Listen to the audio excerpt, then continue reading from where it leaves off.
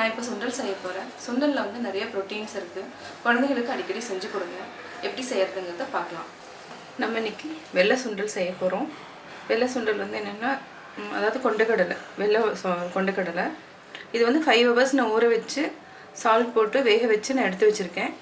தாளிக்கிறதுக்கு வந்து என்னென்னா, கடுகு கொஞ்சமாக போடுங்க, ஒரு 1/2 tablespoon கடலைப்பருப்பு, உளுத்தம்பருப்பு, அதுக்கப்புறம் ஒரே ஒரு பெரிய வெங்காயம், பச்சை மிளகாய் 1, இஞ்சி கொஞ்சமாக போட்டுக்கோங்க, அதுக்கப்புறம் கருவேப்பிலை, ஆயில் தேவையான அளவு. இது சால்ட் வந்து நான் ஆல்ரெடி இதில் போட்டிருக்கேன், அது தேவையில்லை, சால்ட் தேவையில்லை. இப்போ எப்படி செய்கிறதுன்னு பார்க்கலாம். ஆயில் ஊற்றிக்கிறோம். தவா வச்சாச்சு, காஞ்சிருச்சு நல்லா. 2 tablespoon போதும். கடுகு 1/2 tablespoon, கடலைப்பருப்பு, உளுத்தம்பருப்பு ரெண்டும் போட்டோம், 1/2 tablespoon.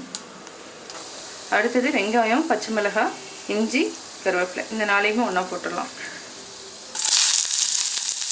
இது வந்து நம்ம ஈவினிங் ஸ்நாக்ஸாகவும் சாப்பிட்டுக்கலாம். குழந்தைங்களுக்கு வந்து பிரேக் டைமில் நம்ம வந்து ஸ்நாக்ஸ் கொடுத்து விடுறதுக்கு பதிலாக இந்த சுண்டல் கொடுத்து விட்டுடலாம். நான் தேங்காய் போடாமல் தான் செய்கிறேன். தேங்காய் போட்டிங்கன்னா குழந்தைங்களுக்கு கொடுத்து விட்டால் கெட்டு போயிடும். ஸோ அதனால் தேங்காய் போடாமல் செய்கிறேன். நீங்கள் வந்து நைட்டே சன்னா ஊற வச்சுட்டு காலையில் பாயில் பண்ணிவிட்டு ஈஸியாக வந்து சுண்டல் வந்து நம்ம தாளித்து கொடுத்துடலாம் குழந்தைங்களுக்கு. இஞ்சி வந்து போடுறதுனால குழந்தைங்களுக்கு பிடிக்காது. ஸோ சம்டைம்ஸ் வந்து நம்ம அரைச்சி பச்சை மிளகாயும் இஞ்சியும் அரைச்சி கூட போட்டுக்கலாம். அது வந்து என்ன 1 கிலோ 2 கிலோ இருந்துச்சுன்னா அரைச்சி போட்டுக்கலாம். இப்போ கொஞ்சமாக இருக்கிறதுனால நீங்கள் குழந்தைங்களுக்கு கொடுக்குறதுனா இஞ்சியெல்லாம் வந்து எடுத்துகிட்டு கூட கொடுத்துருங்க. இல்லைனா சுண்டல் வந்து லைக் பண்ணாமல் போயிடுங்க. இப்போ வந்து வெங்காயம் நல்லா வதங்கிடுச்சு. வேக வச்சுருக்கிற சன்னாவையும் போட்டுடலாம்.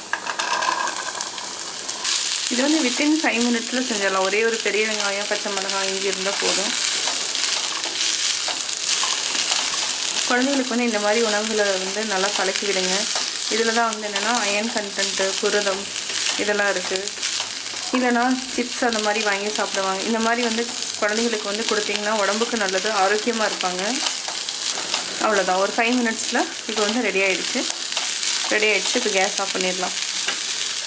சுவையான சுண்டல் ரெடி. நான் சுண்டல் எப்படி பண்ணாங்கிறது பார்த்துருப்பீங்க.